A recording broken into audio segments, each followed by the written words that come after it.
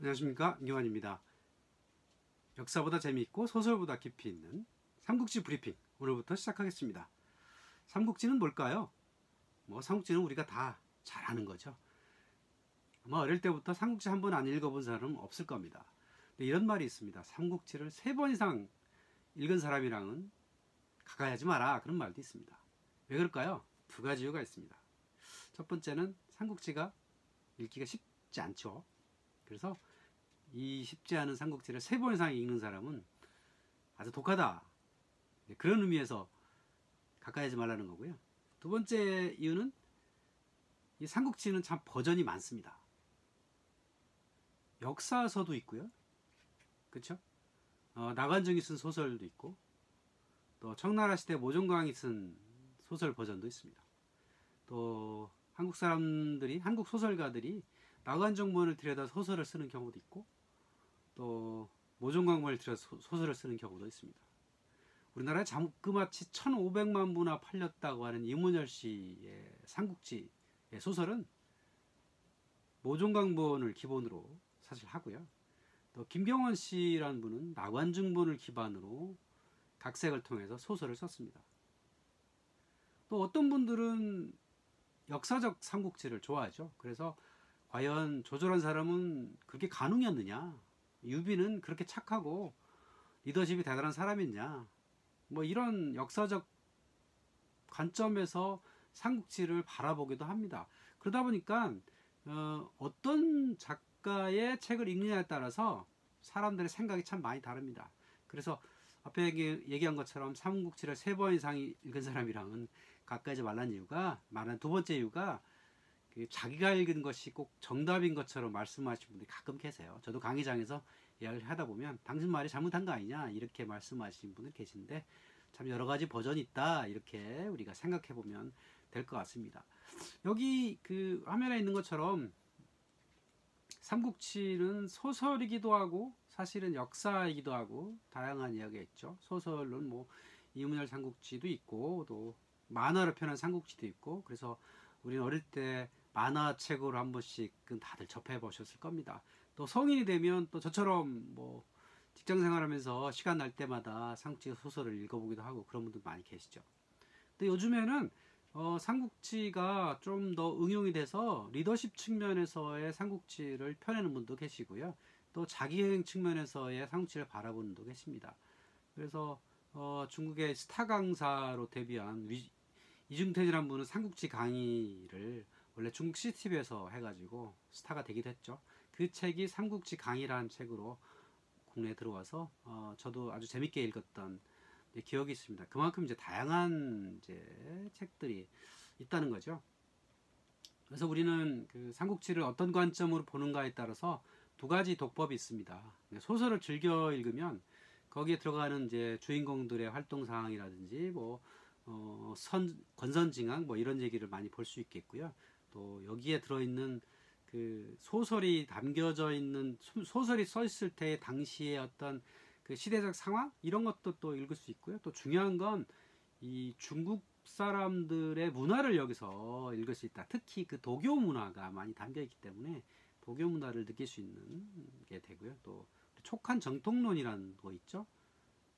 총나라가 정통이냐, 아니면 조조가 세운 위나라가 정통이냐, 이거에 따라서 이제 생각하는 게 다른, 이런 게 이제 우리가 소설적 관점이라면, 역사적 관점에서 원소란 사람은 어떤 리더였느냐, 그다음에 조조는 어떤 리더였느냐, 유비는 과연 황제가 될 만큼의 자격이 있었느냐, 손권이 장장 72세까지 살았는데 과연 손권은 어떤 리더였느냐, 이런 걸 바라보는 2가지 관점의 이제 역사적 독법이 있어요.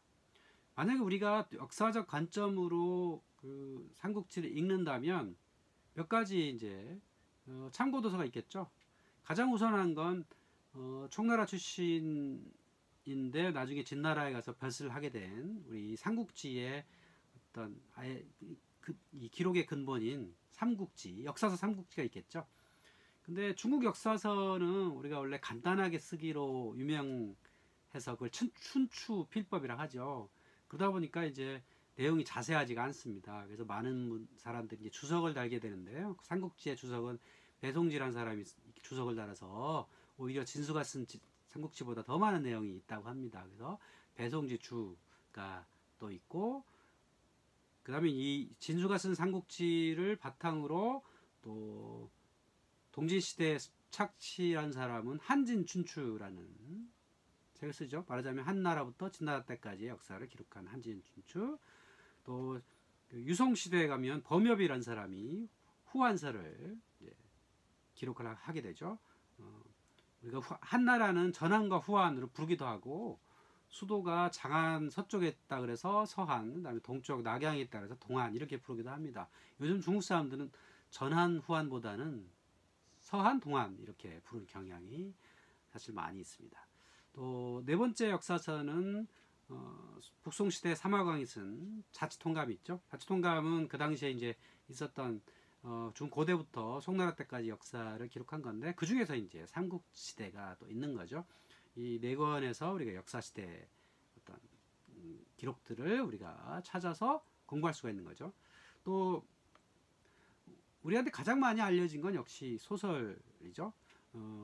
우리 잘 아는 것처럼 우리의 소설은 명나라 시대, 청나라 시대 소설로 쓰여져서 우리가 이제 그 많은 소설가들이 각색을 통해서 우리가 읽게 되는데, 사실은 이 소설의 기본 줄거리를 우리는 명나라 시대 나관중이라고 하는 약간은 그 생애가 정확하지 않은 작가가 다 썼다라고 이제 알려져 있지만, 제가 보기에는 나관중이 모든 걸 다 그 소설로 각색했다기보다는 민중들이 삼국시대 이후에 나가중 때까지 한 1000년 기간 동안에 줄거리를 만들어지지 않았는가, 이런 생각이 듭니다. 왜 그러냐면 진수가 삼국지를 쓴 다음에 배송지가 또 세설신화 같은 책들을 참조해서 주석을 달죠.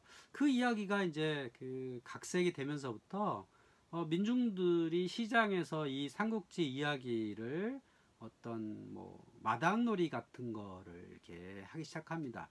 예전에 제가 그 남송에서도 항저우에 갔었는데, 그곳에서도 그 송나라 테마파크가 있어요. 그 안에 들어가 봤더니 거기에 시장판에서 그 삼국지 이야기가 이렇게 마당놀이로 벌어지는 것들을 볼 수 있었습니다. 그런 것들이 특히 이제 북방 유목민들이 이 첫 내려와서 북방을 차지했던, 특히 남송 시대에는 그 국가의 어떤 그 사람들의 충성심 이런 것들을, 애국심 이런 걸 불러일으키기 위해서 많은 영웅들의 이야기를 이렇게 조금 과장해서 이런 것들을 만들어냈던 거죠. 그 이야기가 나중에 원나라 시대에 가면 잡극으로 만들어지는데, 그 잡극의 줄거리 시나리오가 바로 삼국지 평화라는 거였습니다. 그 삼국지 평화에 온갖 이야기가 있었는데, 그거를 이제 나관중이 소설적 구성으로 만든 거죠. 그래서 그 나관중이 만들어서 굉장히 유행을 했고, 그것이 다시 청나라로 가서 모종강 부자가 있는데, 이 부자가 나관중에 있었던 조금 미신적인 이야기를, 좀 과장된 이야기를 좀 걷어내고 기록을 하게 돼서 그것이 이제 소설로 안착되게 된 삼국지가 된 거죠.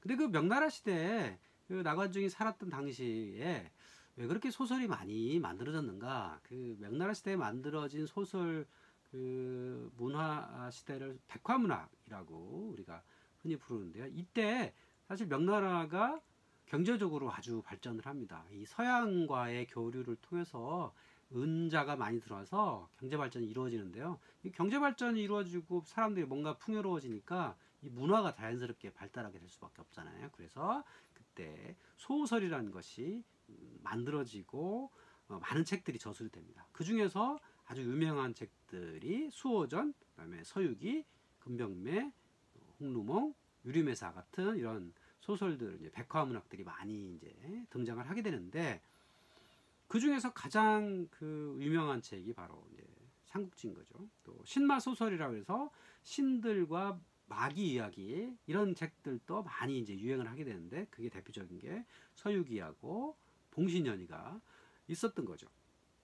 그런데 그 많은 그 백화문학 소설 중에서 유독 삼국지가 가장 유명을 하고 사람들한테 가장 많이 읽히게 됐는데요. 그 중국에서 이렇게 유명해지고 가장 많이 읽히게 되니까 그게 조선으로 넘어오고 또 일본으로 넘어가서 삼국지는 이 동아시아의 가장 중요하고도 인기 있는 컨텐츠가 된 겁니다.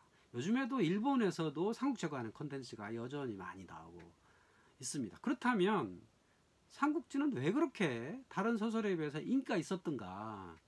그 이유를 보면 네 가지로 이유를 한번 제가 정리를 해봤습니다. 첫 번째 이유는 이 삼국지는 기본적으로 칠실삼어라고 흔히 부르죠. 청나라 시대 장학성 이라는 사람이 삼국지는 칠실삼어다라고 얘기를 했는데, 칠실삼어가 뭐냐면 70%는 실제 있었던 역사 인물, 역사 시대고 나머지 30%가 가공이다라고 했다는 거죠.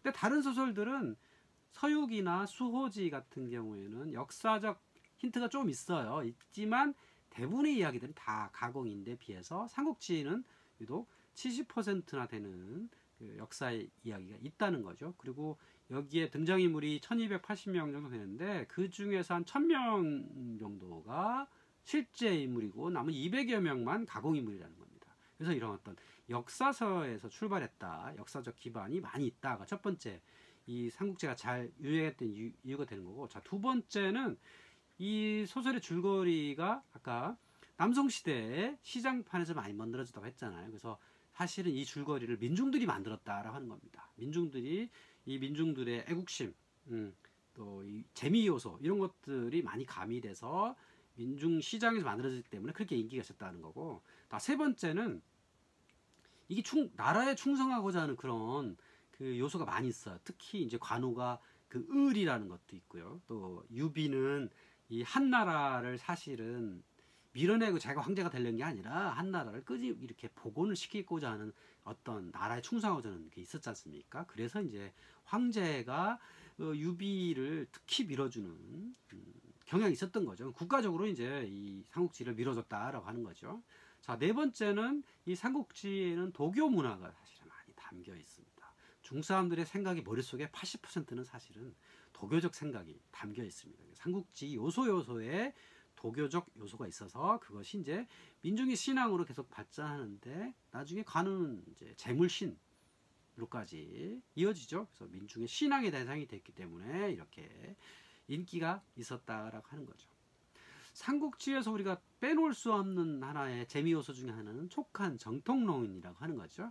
이거는 이제 유교 사상에서 나온 건데, 이제 그 중원을 차지하고 있는 그 정통의 국가가 어디냐라고 하는 게 정통론인데, 물론 이제 중원에 그 하나의 통일 제국이 있었을 때는 뭐 정통을 따질 필요가 없는 거겠죠. 진나라 시대, 한나라 시대, 뭐 이거는 정통이 하나니까 큰 문제가 없는데, 과연 이 삼국시대처럼 위초고가 있을 때 과연 어디가 한나라를 뒤이은 정통의 국가냐. 그다음에 위초고 끝난 다음에 진나라가 이제 통일해서 통일제국을 뭐 한 30여 년이지만 잠깐 했던 게 과연 어디냐. 이런 거를 이제 따지는데, 이것도 사실은 이 삼국시대 사람들이 한 게 아니고 이 남성시대 사람들이 이 북쪽의 중원을 그 유목민들한테 빼앗기고 그 남쪽으로 가가지고 과연 우리는 이 중원을 빼앗긴 어떤 슬픈 운명인데 이거를 어떻게 하면 권위를 되찾을 것인가, 이런 생각에서 이제 만들어진 건데, 그 시작은 이 동진시대 그 습착치라는 사람이 이거 똑같은 상황이거든요. 그러니까 중원을 그 북방 유목민 어떤 주축인 위나라한테 빼앗기고,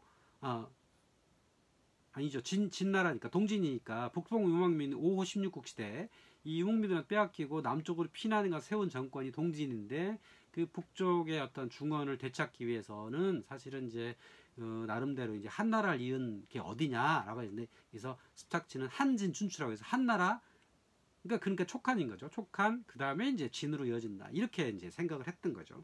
그것이 이제 남송시대 가가지고 북중원을 요나라, 금나라, 거란족, 여진족한테 빼앗기다 보니까 이제 그런 어떤 중원의 어떤 정통성이 어디냐는 걸 따지게 된 거죠. 그래서 이어졌고, 그 남성의 주시가 이 자치통감의 주석을 달면서, 그 주석이 자치통감 강목인데 그 주석에 이제 이 한나라를 뒤이은 이 정통 있는 국가는 촉이고 그 다음에 진이다, 이렇게 이제 말한 게 이제 촉한 정통론이 된 거죠. 그 기반 하에서 이제 또 소설의 줄거리가 이어지고, 그래서 이제 유비가 어떤 이 삼국지 통솔연이 소설의 이제 주인공으로 등극하게 된 이런 결정적인 이유가 된 거라고 할 수 있습니다.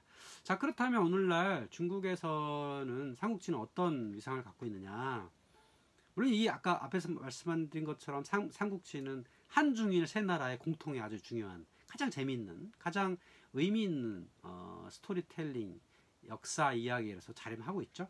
그래서 여전히 이제 드라마가 만들어지고 있고 2013년도에는 94편짜리 드라마가 만들어지게 됐고 지금 뭐 사마이도 만들어지고 또 개별 스토리 주인공에 따라서 영화도 계속 만들어지고 있거든요. 적벽대전도 있고 뭐 무사관우도 있고 뭐 조조에 가는 것도 있고 유비에 가는 것도 있고 사람들의 흥미를 일으킬 수 있는 거라면 끊임없이 이제 콘텐츠는 탄생을 하고 있고 또 게임에서도 지금 온라인 게임 이어져서 모바일 게임으로도 굉장히 많이 나오고 있는데요. 어떤 사람은 매달 모바일 게임 하나씩 나오고 있다 이런 이야기도 있더라고요. 그래서 특히 일본에서 많이 나오고 있는데 요즘에 이제 10대, 20대들도 이 모바일 게임을 통해서 삼국지를 많이 접하고 있다.